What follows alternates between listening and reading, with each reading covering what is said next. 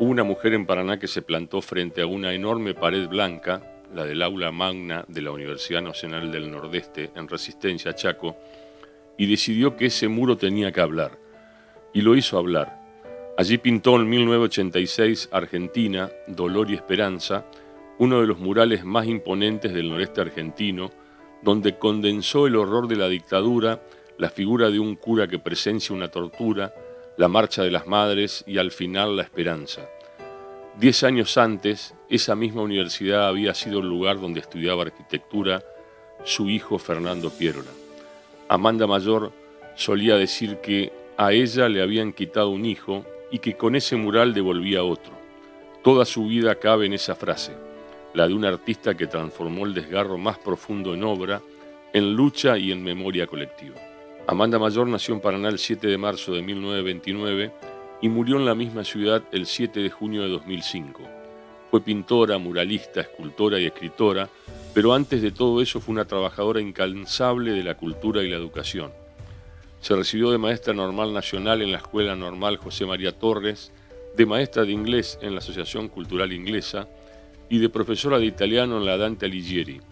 Estudió artes visuales en la Escuela Provincial Profesor López Carnelli, cursó Historia del Arte en Roma, becada por la Dante Alighieri, y Orientación Didáctica en Madrid, becada por el Instituto de Cultura Hispánica. Ese caudal de saberes la convirtió en una figura central de la vida artística entrerriana. Fue coordinadora y asesora de artes plásticas de la provincia, jurado de concursos, promotora de galerías y talleres, y montó en su propia casa un instituto de inglés que llegó a ser el más reconocido de Paraná. Amanda, imagínate en mi vida y en nuestras vidas todo lo que significó, primero como madre, por supuesto, y bueno, muchos recuerdos de la infancia, de la vida, de la adolescencia. Tuvimos una vida movidita, sobre todo en mi adolescencia. En el 76 yo tenía 12 años, así en el 14 años, perdón, y bueno, fue una vida no usual para los chicos de nuestra época. Y después lo que ella ha trascendido también a lo familiar y a lo personal, con todo lo que significa Amanda en muchos ámbitos para la sociedad y todo lo que ella ha dejado, todos sus legados, ya sea en arte, que tienen mucho que ver también con su legado en derechos humanos, como mamá de un desaparecido. Conocí a Amanda Mayor durante la dictadura militar. Era un desastre en inglés y mis padres me llevaron a encontrarme con Amanda y es como que la vida cambia, se enriquece. Así sucedió. Ir a las clases de Amanda en su casa era luz, era una celebración. No entendía nada de inglés, pero disfrutaba mucho estando con ella. Estar con Amanda era intentar comprender el inglés, pero fundamentalmente comenzar a abrir cabeza y aprender de nuestro país, de su gente y de lo que estaba comenzando o estaba sucediendo, de la tristeza que implicaba haber perdido la democracia y sus consecuencias. Era lo mismo que aquellas primeras cátedras de la Facultad de Derecho donde había docentes que creaban espacios de libertad, de esperanza. Y uno después se fue preguntando tantas cosas. ¿Cómo Amanda podía construir ese espacio de sabiduría, de paz, hasta de serenidad, habiendo transitado, sufrido todo lo que vivió junto a sus seres queridos? Recuerdo la alegría de Amanda y la resiliencia fundamentalmente, una mujer muy empoderada, Recuerdo, digamos, de la madre cuando yo era niña y que ojalá hubiera sido un poco más ausente porque era demasiado presente. Imagínate con 6 hijos, sargento de caballería, por supuesto, y enseñando inglés y siempre en actividades. Bueno, y nuestra casa fue una casa pueblo porque todos compartíamos casa de puertas abiertas.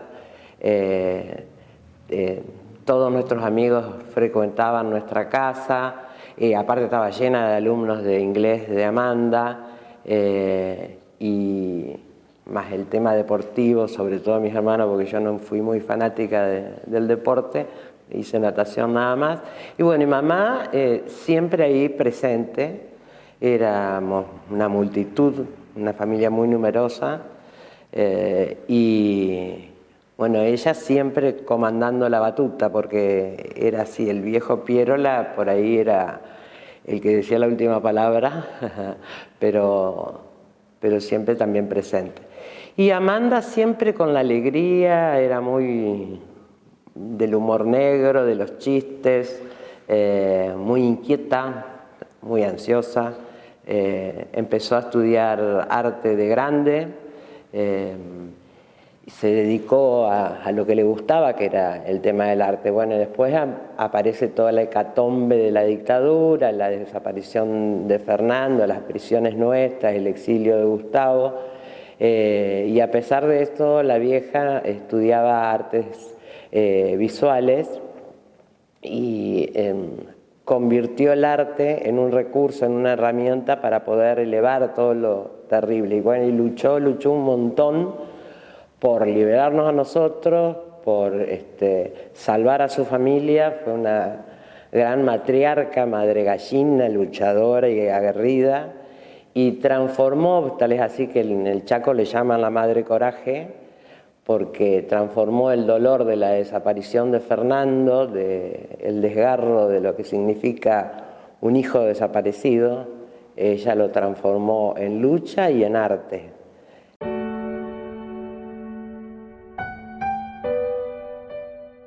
Los que la conocieron de joven la recuerdan como una matriarca de una casa de puertas abiertas, siempre llena de alumnos, de amigos de sus hijos, de gente que entraba y salía.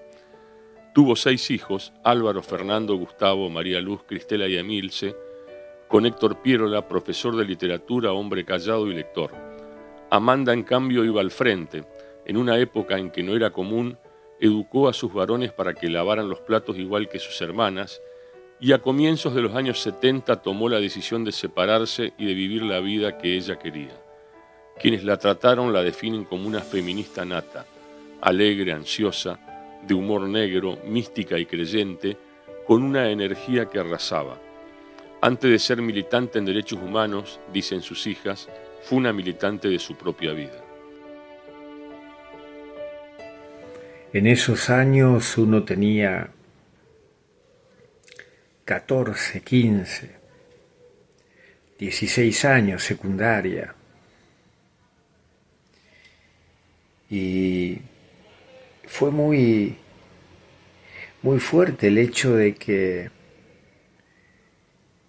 el contacto, el vínculo con Amanda determinó también un impacto, yo diría que maravilloso, en mi familia, en la conversación política íntima, que llevó también a tomar decisiones trascendentales.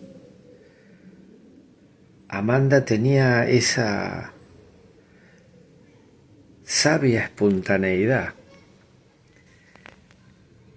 de decir las cosas de una manera donde esa sinergia entre su sonrisa y la palabra convencía, automáticamente convencía. Si había escucha, transmitía su pensamiento, su experiencia, su manera de ver el mundo, de contemplarlo, de plantarse, que era mágico. Yo en realidad no tengo muchos recuerdos, porque mi hermano Álvaro, por ejemplo, me lleva 12 años, y cuando yo tenía 10, él ya tenía 22, entonces él ya no estaba en casa, se casó joven, estudiaba, trabajaba, entonces los recuerdos los tengo muchos de toda la familia, de mucho más chica. Y bueno, en ese lío que era la casa, había que ocuparse, y bueno, la vieja siempre ahí y siempre presente, en todo, sobre todo con las mujeres, que no era fácil después tener 3 mujeres, porque después cuando los varones ya Álvaro se fue, Gustavo también se fue en el exilio, después estaba Fernando cuando ya lo habían matado en el 76, María Luz estaba presa, Gustavo se había ido al exilio, Álvaro también estuvo preso, entonces era una vida bastante complicada y movida. Y bueno, así crecimos Emilce y yo, sobre todo en la preadolescencia y adolescencia, en ese lío, ¿no? Y Amanda viajando al Chaco. Ella, sus últimos días en su vida fueron mitad de Paraná y mitad de Resistencia. Y sobre todo buscando los restos de Fernando, digamos, que primero saber qué había pasado, porque no teníamos mucha información. ¿Y qué hacía la vieja? Golpeaba puerta por puerta, con su carácter, digamos, de luchadora. Fue así desde que yo tengo recuerdos de uso de razón, en la casa era así, y en todo lo que ella emprendía. Y bueno, la búsqueda de Fernando era una de sus luchas más fuertes y más importantes en su vida desde que pasó lo de Margarita Belén. Era muy creyente, y muy mística en todas las cuestiones. Eso creo que le dio un montón de fuerza para hacer lo que hizo y luchar como luchó hasta lo último. Y a mí me queda la imagen de la compañera luchadora, porque peleamos codo a codo, nos peleábamos mucho, discutíamos mucho, y nos amábamos intensamente. Fue una compañera de lucha y una madraza intensa, terriblemente intensa, pero hermosa mujer. Realmente un ejemplo de luchador y de bandera, ¿no? Y así transcurrieron los años, y verla, Amanda, en el taller de Gloria Montoya, mi madre, era una celebración. Era una celebración verla desplegar la paleta o el pincel en sus cuadros junto a mamá. Una celebración en mi casa durante la dictadura, después en Puerto Nuevo. Ir a las exposiciones de Amanda, ir a las exposiciones de arte de Amanda o a escucharla en un panel, defendiendo los derechos de los pueblos, los derechos humanos, con esa dignidad. Después fuimos conociendo los grandes atorrantes que estaban en esos ámbitos, respondiendo a los servicios de inteligencia. ¿Qué sentido tiene ahora nombrarlos, no? Si estamos celebrando a seres como Amanda Mayor. Caminar por el parque y ver su Venus, nuestra Venus, su arte, como el parque, un jardín de vida, un jardín de esperanza, un jardín de democracia. Amanda Mayor sigue siendo una celebración, eso que nos da sentido de vida. Amanda Mayor es el arte de la sonrisa, el arte de la sonrisa que no se mide, que no se especula, que brota, porque cada día celebraba la vida, celebraba el amor, sus hijas, sus hijos, sus alumnos. El quiebre llegó en la madrugada del 13 de diciembre de 1976, Su hijo Fernando, militante, fue una de las víctimas de la masacre de Margarita Belén en Chaco. Un grupo de presos políticos que estaban detenidos en la alcaldía de Resistencia fue sacado con la excusa de un traslado a Formosa, torturado y fusilado en un descampado sobre la Ruta Nacional 11. El crimen se disfrazó de enfrentamiento durante un intento de fuga, el mismo libreto que la dictadura repitió en todo el país. La tragedia atravesó a toda la familia Piérola. Hubo hijos presos y un hijo, Gustavo, empujado al exilio. Fernando nunca apareció. Nosotros íbamos todos los veranos, todas las veces que podíamos íbamos a Paraná, porque éramos locos de Paraná. Y le escribe Héctor a mi papá y le dice, no pude volver a encontrar esa carta, no sé si se la di a Amanda en algún momento. Y entonces le dice, Bebe, mira, tengo a mi hijo Fernando que quiere estudiar arquitectura.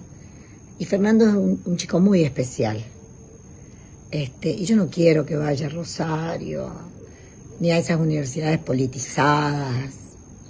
¿Qué te parece si va allá? ¿Qué tal la universidad? Y papi le dice, pero sí, Héctor, que venga para acá. Que venga acá. Nosotros vivíamos dentro del campus de la universidad, bien enfrente a arquitectura. Y Fernando vino. Y entonces lo vemos entrar a Fernando. Lo vemos entrar. Y casi se nos caen las medias. En el año 76 yo tenía 14, así que iba a la escuela secundaria, Emil también, o empezando la escuela secundaria. Y bueno, quedábamos con una tía y así transitamos. No tengo recuerdos traumáticos de esos momentos para nada. Pero tiene mucho que ver también con la personalidad que ella tenía, porque ella siempre nos habló de frente, siempre nos contó la verdad. Nosotros sabíamos qué hacía, a qué estaba haciendo cuando no estaba en nuestra casa. Entonces también eso nosotros de alguna manera siempre fuimos acompañando esa búsqueda. Tal es así que, bueno, ella se muere sin saber que en el cementerio de Resistencia empezamos a buscar con el EAF. Ella muere en el 2005 y en el 2006 empezamos con el EAF a buscar los restos de Fernando. Después nos casamos, después pasó todo lo que pasó. Y sí, la conocí mucho a Amanda, pero Amanda era una luchadora antes de que lo maten a Fernando. Una luchadora por sus proyectos, por sus deseos, por lo que ella quería hacer. Y lo hacía, ¿no? O sea que ella, esa característica de pelear, de buscar el objetivo, o sea, era una feminista nata.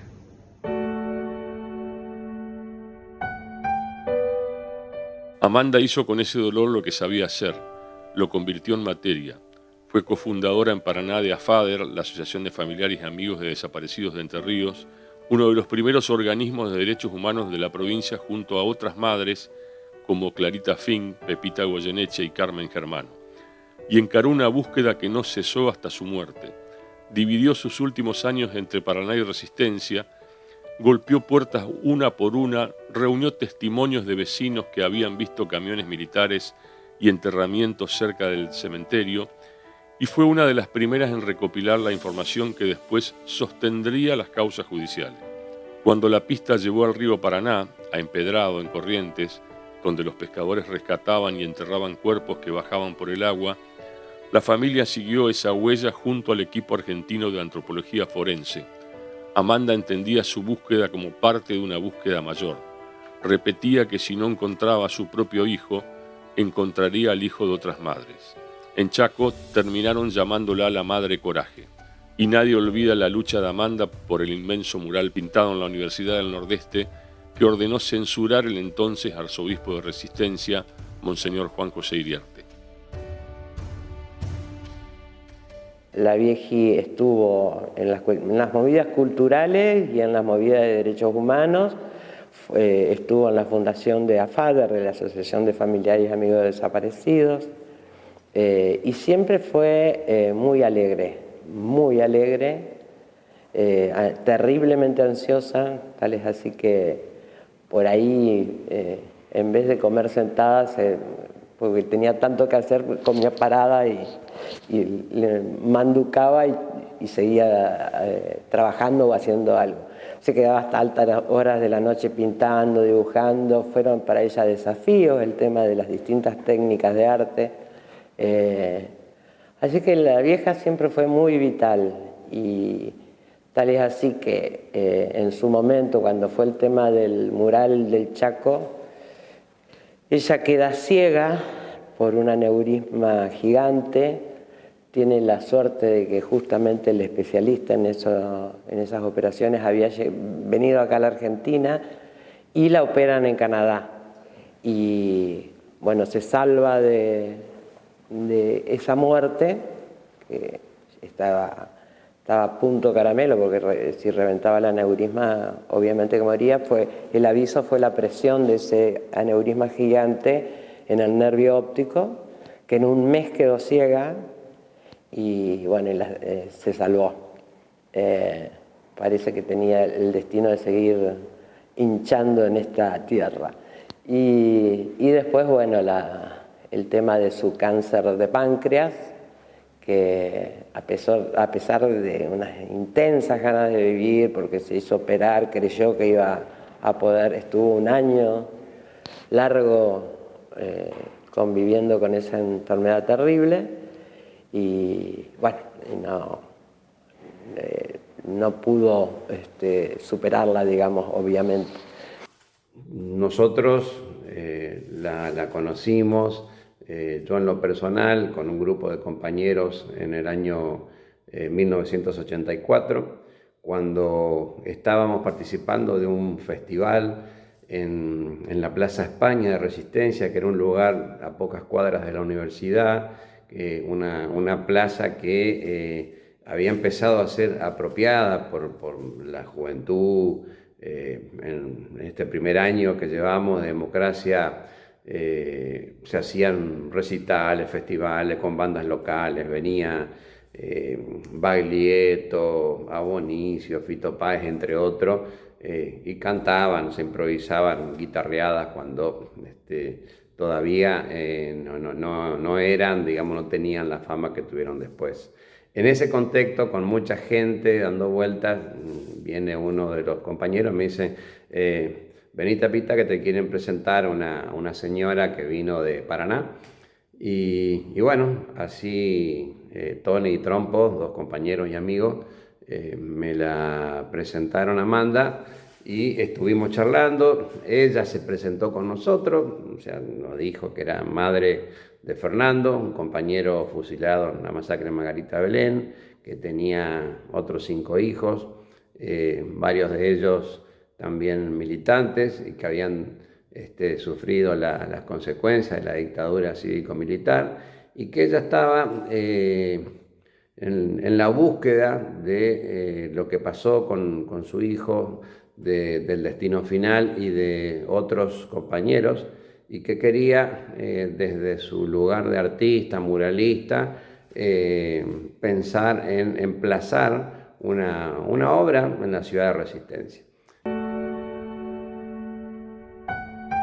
En 1995, Amanda Mayor realizó en Paraná el Monumento a la Memoria, también conocido como Monumento a los Desaparecidos, una escultura de una madre con una bandera emplazada en la Plaza Sáenz Peña, en la esquina de Carbó y Irigoyen.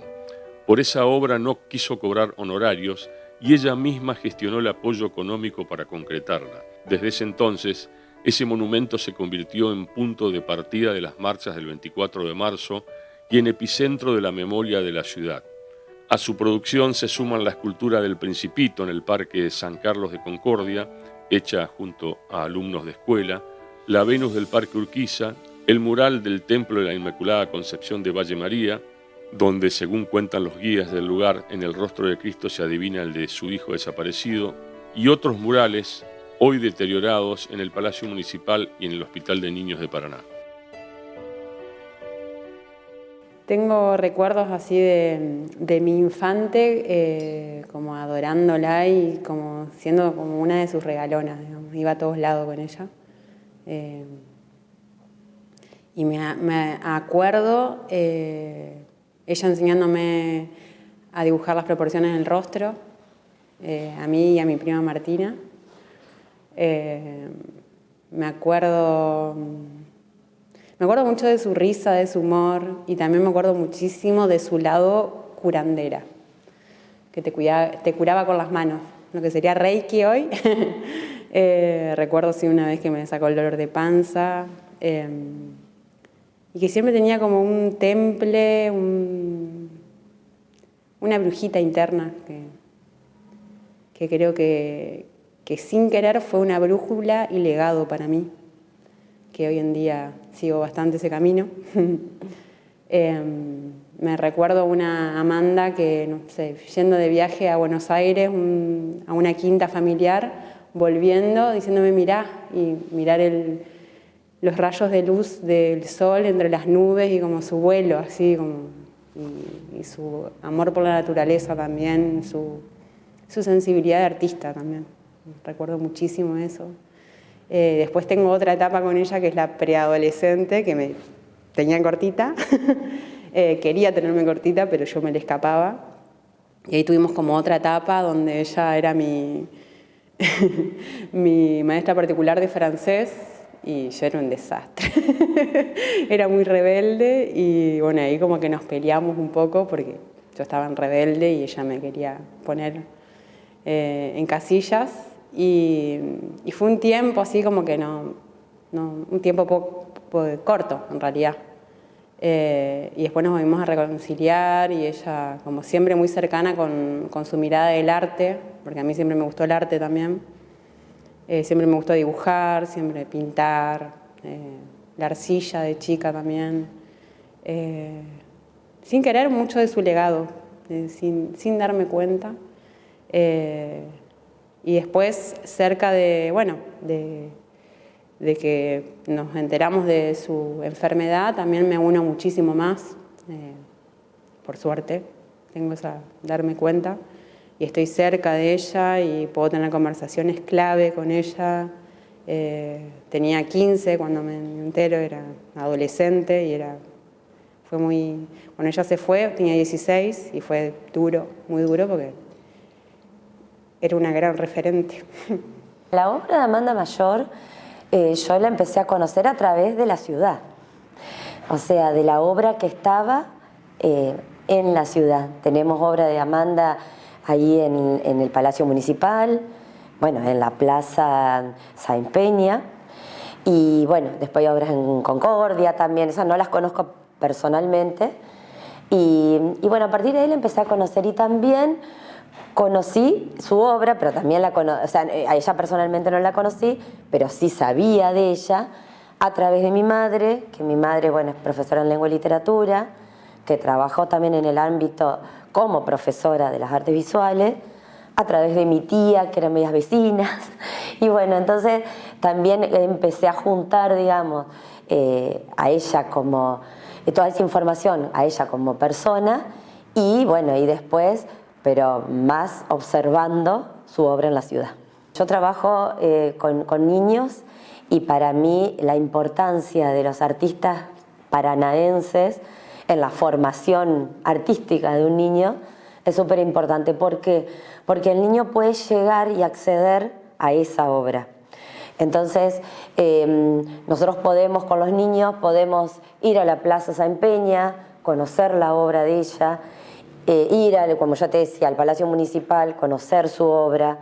Entonces, eso que el niño pueda percibir, conectar directamente, personalmente con la obra del artista, para mí es fundamental.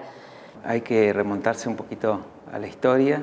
La Casa de la Cultura de Entre Ríos abrió en junio del año 2000 y desde el año 1998, desde septiembre del 98, ya la casa tenía una asociación de amigos de Pro Casa de la Cultura. Entre las autoridades obviamente estaba Amanda Mayor, y cuando desde la provincia se tomó la decisión de digamos, constituirse y brindarse a la comunidad como un centro cultural hasta el día de hoy, al principio costaba tener talleres, actividades culturales, había algunas, obviamente avaladas por la propia Secretaría de Cultura, pero bueno, ahí entró el rol de la Asociación de Amigos digamos, proveyendo de talleres y actividades. Esa sala siempre estuvo como sin una función, sin un rol, como un área de reserva. Justamente es el único espacio en todo el edificio que se ha conservado de forma original en cuanto a sus baldosas, sus mosaicos calcáreos, su pintura a la tiza y cola en las paredes. Entonces, bueno, siempre estuvo la idea hasta que, bueno, en el año 2023, no hace mucho, también impulsado por la Asociación de Amigos, de darle un destino cultural a la sala. No es un museo de sitio, pero es casi como si fuera, en el sentido que es una sala patrimonial donde cuenta la historia propia de la sala, de su arquitecto, cómo se construyó, y también aprovecha el espacio también para, digamos, difundir la tarea y las actividades de la Asociación de Amigos. Por eso, desde un inicio se pensó como nombre a Amanda Mayor. Amanda era una mujer que encaraba la búsqueda de su hijo Fernando en el marco de la búsqueda de los caídos de la masacre de Margarita Belén y de los 30.000 compañeros y compañeras detenidos desaparecidos. Siempre se sumó y promovió la unidad de los familiares en esa búsqueda, hizo varias articulaciones y coordinaciones con familiares de compañeros que estaban en la lista de la masacre de Margarita Belén y que vivían en otras provincias para coincidir en fecha y juntarse en Resistencia para hacer acciones comunes, ir a ver a las autoridades judiciales, reunirse con los organismos de derechos humanos, con el grupo de jóvenes del cual nosotros éramos parte en ese entonces, el movimiento estudiantil, y siempre con el ánimo de encontrar a los compañeros y compañeras, y como ella decía, aunque sea uno que encontremos va a ser suficiente, y ella en ese hijo, cualquiera fuere, va a estar su hijo Fernando, porque sentía que todos eran hijos de ella y de las madres de los compañeros fusilados en Margarita Belén. Quienes fueron sus compañeros de lucha, aquel grupo de jóvenes chaqueños de los años 80, a los que llamaba sus hijos del mural, coinciden en un rasgo que ningún dolor le arrebató: la alegría. Amanda tenía un humor tremendo, contagioso, capaz de cruzar todos los límites, y una ternura que la llevaba a salir de su propia tragedia para acompañar la de los demás. No se deprimía, sostenía a los que creían estar sosteniéndola. Fue además mujer de estudio y de raíces. Nieta de José Gassano, escribió El lago encantado sobre la historia de Paraná y trazó los árboles genealógicos de su familia, preocupada por dejar testimonio para las generaciones que vendrían. Recuerdo su cara cuando yo las voy a ver a Paraná, que a los 5 años yo me pongo en pareja con el padre de mi hija, que ya me separé hace años y ya murió también.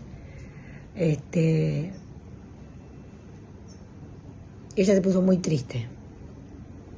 Yo le mandé la invitación para que vayan a la boda. Y ella se puso muy triste. Y me lo dijo, o sea, dura. Estábamos en el living de la casa de... Ay, ¿cómo era la calle? La que estaba cerca del Echagüe. 25 de Mayo, no me acuerdo el número. La calle 25 de Mayo, que era la casa de los Pierola.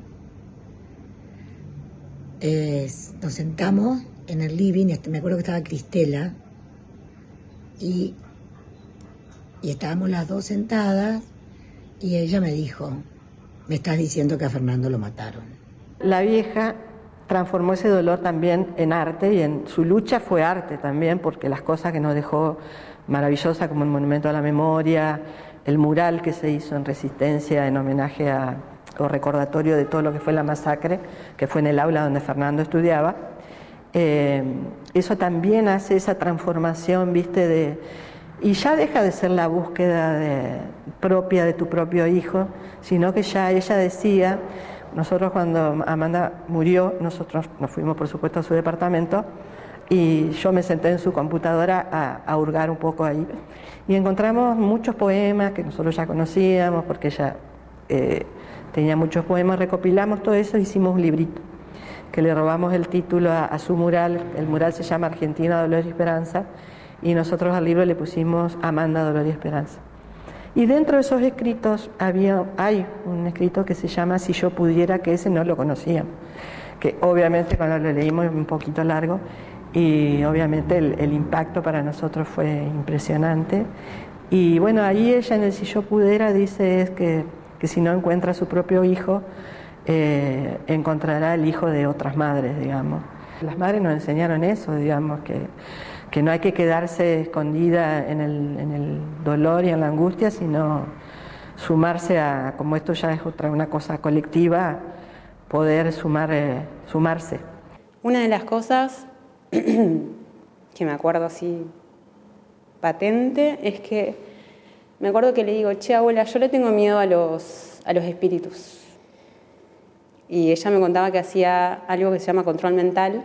De hecho, tenía en su departamento frases que empezaba así, yo soy una partícula del universo y algo así.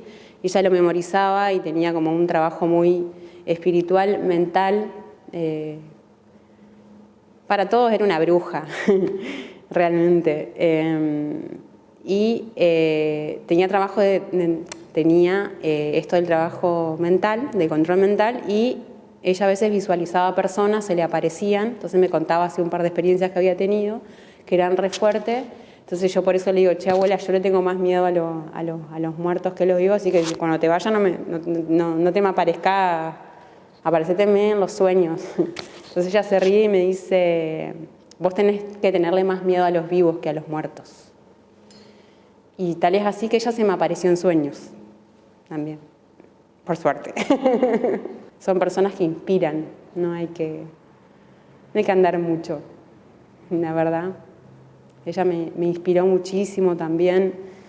Me pasó algo muy fuerte hace 2 años que fui mamá y mi mamá encontró una carta de mi abuela hacia una amiga de mi mamá que estaba enferma de cáncer, y en esa carta ella le habla de esto de el positivismo hacia la vida y de aferrarse a la vida y al control mental. Tal es así que en esa carta relata que ella en ese entonces estaba de viaje dando clases y le dice a sus alumnos que tenía un aneurisma y que ella todas las noches se concentraba y pensaba en ella sana. Entonces le pidió a sus alumnos que hagan lo mismo por ella. Y para mí fue un mensaje clave, maravilloso, que también fue una de sus búsquedas en su enfermedad. Ella buscó por el lado alternativo también. Y creo que también es un legado para mí porque siempre como que tuve más inclinación hacia lo natural, sin querer. Ha sucedido, ella creo que ha sido como una huella y una brújula para mí, donde yo empecé a buscar por mi lado intuitivamente, porque no es que me dejó nada escrito ni tenés que ir por acá, sino que yo fui buscando, encontrando, y ella ha sido realmente como una estrella que me guió. Me impactó la monumentalidad. Hay otra obra que yo tuve la oportunidad de conocer, que está acá cerquita, acá en Valle María, que es en la Iglesia Inmaculada Concepción, que es la iglesia de Valle María. También ahí ella pintó todo lo que es el altar. Y bueno, y en una de las recorridas que he hecho, que fui una visita guiada, también ahí aparece esa monumentalidad porque son obras, murales, en paredes muy grandes, También, bueno, está la obra de la escultura también. Y volviendo a esto de la iglesia de Valle María, la persona que nos guiaba y que nos contaba la historia hablaba, bueno, también está la imagen de Cristo, la imagen de Dios, hay ángeles, un cielo.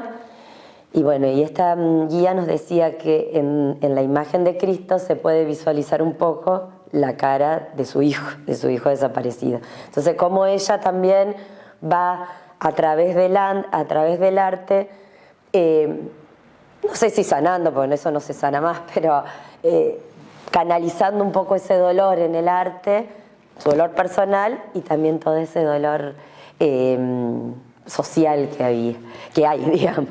Porque es un artista paranaense, es un referente paranaense en el arte, en la cultura, en la sociedad. Entonces la importancia de que los chicos lo conozcan y que también los grandes nos conozcamos y que cuando pasemos, por ejemplo, por calle Carbó o por calle Corrientes, o bueno, si tenemos la posibilidad de ir a Valle María, como me pasó a mí, que yo desconocía eso, y podamos ver reflejado y conocer y saber que esa obra es de una artista muy importante que tuvo la ciudad de Paraná y que a través de su obra ella trasciende, porque ella está ahí en calle Corrientes, está en calle, y en otros lugares, está en Concordia, bueno, está en Resistencia, perdón, y ella perdura, porque justamente eso es lo que hace que un artista también, perdure en el tiempo, es su obra y lo que ella transmite. Es una linda oportunidad para visibilizar el accionar de Amanda como artista plástica y también como miembro de la asociación, te decía, porque se avaló, se acompañó mucho a la Casa de la Cultura. Entonces, digamos que es de destacar ese accionar de Amanda, no solo por su rol cultural, sino también por su rol civil de encauzar una lucha de una asociación de amigos que continúa hasta el día de hoy. No existen muchas asociaciones de amigos que atraviesan 25 o 30 años de existencia ininterrumpida y siempre obviamente apoyando la actividad cultural de la casa. Todo este accionar y todo este devenir histórico en la casa a través de la mano de Amanda, decir que una palabra que la define a Amanda, yo tuve el honor de conocerla, es la alegría. Ella siempre desde la lucha, pero desde la alegría, desde el se puede, desde vamos a hacer, vamos a lograr. Y dicho y hecho, se lograron un montón de cosas y bueno, su espíritu sigue vivo a través de la asociación. Amanda Mayor murió en 2005 tras un año largo de convivir con un cáncer de páncreas y después de haber sobrevivido años antes a un aneurisma que la había dejado ciega. No alcanzó a ver la justicia por la que tanto peleó. Recién el 16 de mayo de 2011, un tribunal de resistencia condenó a prisión perpetua a 8 militares por la masacre de Margarita Belén. Yo quiero que la recuerden a Amanda en sus desafíos. Los desafíos fueron artísticos, los desafíos fueron la lucha por la cultura, por la memoria, porque mamá luchó mucho en la Casa de la Cultura y todo lo que tiene que ver como militante de derechos humanos y en su alegría, fundamentalmente en su alegría, en la tosudez, por seguir adelante, en el optimismo permanente, a pesar, por supuesto, que tenía sus bajones y sus desgarros, pero fue una tipa que nunca se resignó y siempre peleó por trascender lo mediocre, el odio, la bajeza. Ella consideraba que, nuestros 30.000 dieron su vida para que podamos trascender y podamos tener una humanidad diferente. Y ella era muy luchadora en ese sentido y creo que es la bandera más hermosa de nuestra querida vieja y es un orgullo haberla tenido de madre, nos hayamos elegido en este camino cósmico y es un ejemplo para seguir porque es una madre coraje, una madre valiente, una madre resiliente y sobre todo muy alegre, muy amiga por supuesto de Estela, de Tati Almeida que nos dejó hace poquito y bueno, creo que son banderas que no podemos renunciar y tenemos que aprender que de los peores momentos se pueden sacar tantas energías y tantas fuerzas vitales y seguir adelante, ¿no? Principalmente que sirva para este legado que ella quiso dejar, que tiene que ver con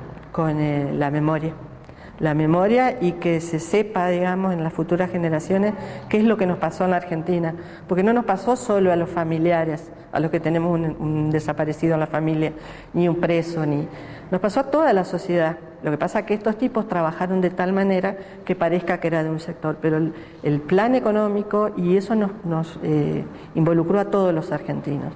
Entonces, que estas cosas que ella dejaba en su arte, porque también dejó libros. Fíjate vos que ella escribe un libro que no tiene nada que ver con la dictadura, pero escribe sobre la historia de Paraná.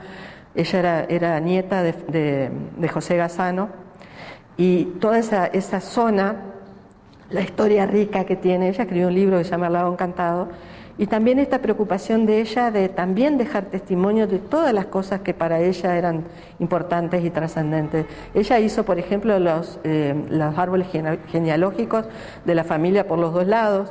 Esas cosas, viste, de echar raíces tan importantes, digamos, que hoy en día no se valoran. Y me parece que el recordarla a ella es recordar eso, recordar que con amor uno puede luchar, principalmente eso. Yo creo que sí, que dejó un lugar, sobre todo en la juventud, de resistencia, que fue esa parte, esa juventud que viene después, en los 80, ya cercano a la democracia, que la adoran. Y hablaría de mi conexión con lo invisible. Hablaría de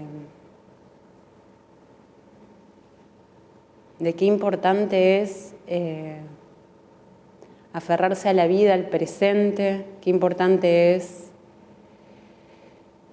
poder enterrar nuestros muertos, qué importante es poder dejarlos ir, qué importante es honrarlos. También dejarlos ir no quiere decir olvidarlos.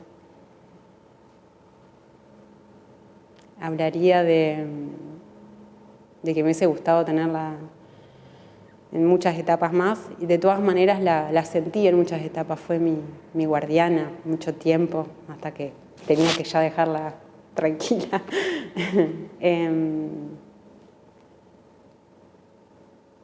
Y creo que hablaría y le diría que el amor por ella perdura y va a perdurar siempre. Creo que sería importante, más allá de conocerla a Amanda como la artista y la luchadora innata que fue, es también recuperar esto ancestral de mantener viva las búsquedas de esto de la sanación a través de la naturaleza, la sanación a través de movimientos emocionales, mentales, espirituales, como son las constelaciones, como son las búsquedas a través de la biodecodificación, que podamos sanar y seguir buscando desde ahí, poder dar vuelta la página sin olvidar, siempre recordar, pero para no quedarnos en un lugar donde no podemos vivir en el presente, no podemos tomar la vida. Agregaría eso de buscar siempre, más allá de lo que te imponen desde afuera, de la medicina alopática, de poder seguir buscando sanación, seguir buscando otros caminos, porque creo que es posible sanarnos no solo desde la mente, sino también desde lo emocional. y que el miedo es lo que no nos deja seguir avanzando y creer. El miedo, de hecho, es lo que nos enferma y nos hace enquistarnos, el dolor también. Entonces poder liberarnos realmente de todos esos nudos que también a veces son impuestos, heredados, venimos de generaciones en generaciones, y que nos podamos liberar realmente de esos nudos. Su legado más hondo, sin embargo, no está en las placas, sino en una convicción que repetía y encarnaba, que se puede luchar desde el amor y que del peor de los dolores es posible sacar fuerza para transformar el mundo. Amanda Mayor hizo hablar a una pared blanca y décadas después sigue hablando.